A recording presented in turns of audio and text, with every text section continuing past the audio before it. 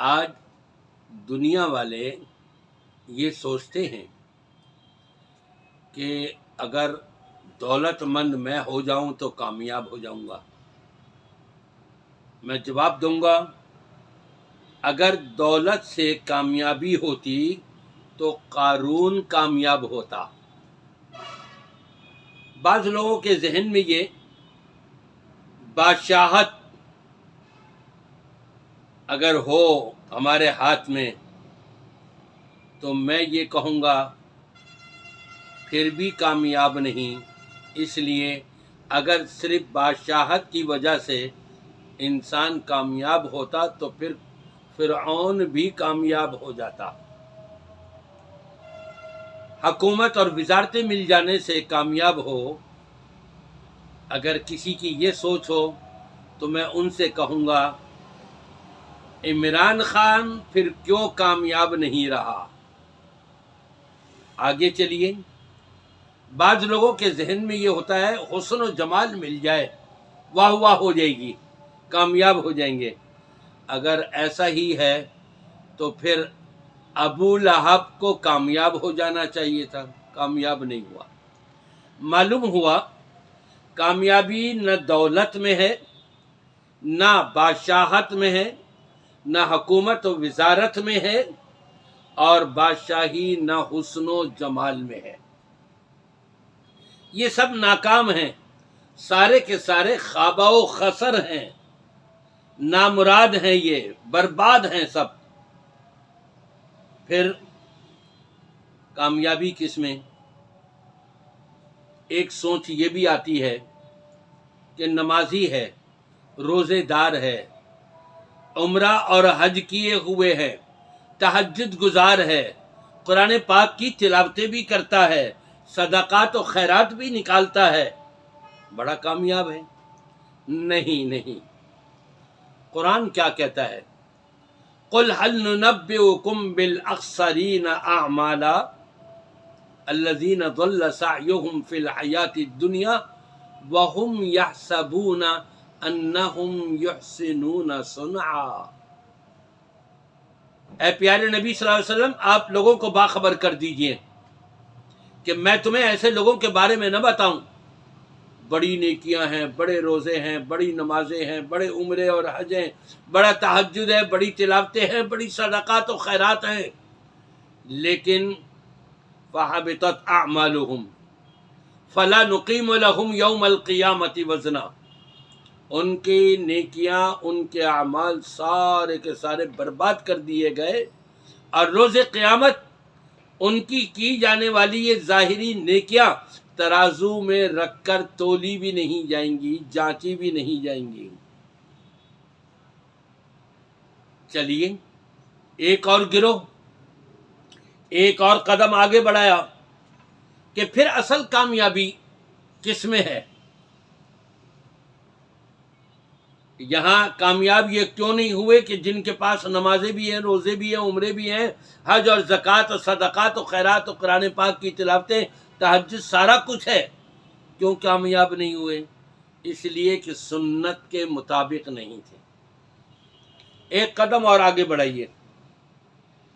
سنت کے مطابق نمازیں بھی پڑھ رہا ہے، روزے بھی رکھ رہا ہے، عمرے بھی کر رہا ہے، حج بھی کر رہا ہے، زکوٰۃ و صدقات و خیرات بھی نکال رہا ہے، قرآن پاک کی تلاوتیں بھی کر رہا ہے، ساری نیکیاں، نیک اعمال جو بھی کر رہا ہے وہ سنت کے مطابق کر رہا ہے، پھر بھی کامیاب نہیں۔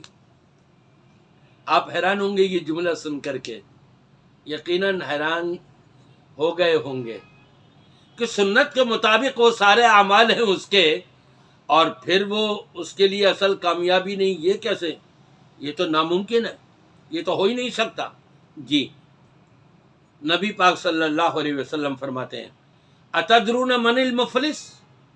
اے میرے صحابہ، مسلمانوں، کیا تمہیں معلوم ہے کہ مفلس کون ہے؟ یعنی جس کا دیوالیہ نکل گیا ہو۔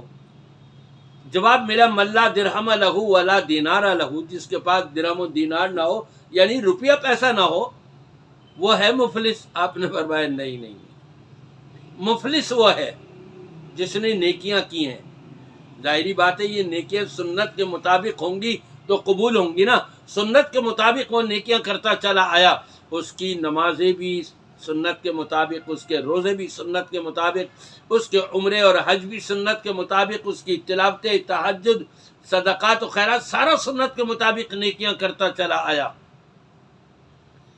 روز قیامت رب العالمین کی عدالت میں اس شخص کے خلاف لوگ مقدمہ لے کر کے آئیں گے، اے اللہ اس نے مجھ پر یہ ظلم و زیادتی کی تھی دنیا میں، مجھے اس کا بدلہ دلوایا جائے، یہ لو اتنی نیکیاں اس کی لے جاؤ.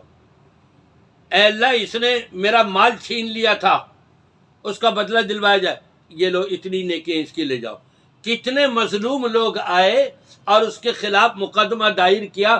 اس کی جتنی بھی نیکیاں تھیں سنت کے مطابق تھیں نا، جو قبول ہونے والی تھیں، اور وہ دوسروں کے کھاتے میں دے دی گئیں، تو اصل کامیاب تو نہیں ہوا نا. پھر بھی یہ پھر کون ہے اصل کامیاب؟ رب تبارک و تعالی فرماتا ہے فَمَنْ زُحْزِحَ عَنِ النَّارِ وَأُدْخِلَ الْجَنَّةَ فَقَدْ فَازَ. جو جہنم کی آگ سے بچا لیا گیا، پل جھپکنے کی دیر بھی جہنم میں نہیں جانا پڑا اس کو، اور سیدھا جنت میں جا رہا ہے، داخلہ فوراً اس کا جنت میں ہو گیا، جہنم سے بچاؤ ہو گیا. یہ ہے اصل کامیاب. کیوں جہنم میں کیوں نہیں جانا پڑا؟ یہ گناہ سے بچتا رہا، یہ جرائم سے اپنے آپ کو دور رکھا، اللہ کی نافرمانی سے اپنے آپ کو محفوظ رکھا، رسول پاک صلی اللہ علیہ وسلم کی معصیت نہیں کی، اس نے لوگوں کا حق نہیں مارا، لوگوں پر ظلم و زیادتی نہیں کری.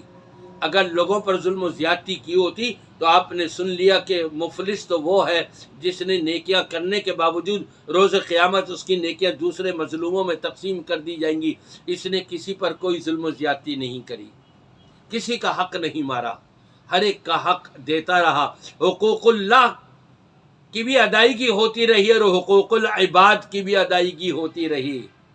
اس کے بارے میں فرمایا گیا فَمَنْ زُحْزِحَ عَنِ النَّارِ وَأُدْخِلَ الْجَنَّةَ فَقَدْ فَازَ. جو جہنم سے بچا لیا گیا اور سیدھا جنت میں چلا گیا، یہ ہے اصل کامیابی. میرے بھائیوں، دوستوں، بزرگوں، ماؤں اور بہنوں، میرے سامعین کرام، ہم کو جہاں ہم نیکیاں کر رہے ہیں وہاں برائی سے، ظلم و زیادتی سے ہمیں اپنے آپ کو محفوظ رکھنے کی اشد ضرورت ہے. اگر ہم اس کے مطابق چلیں گے تو انشاءاللہ اصل کامیاب رہیں گے. اللہ تعالی ہم سب کو یہ اصل کامیابی نصیب فرما دے.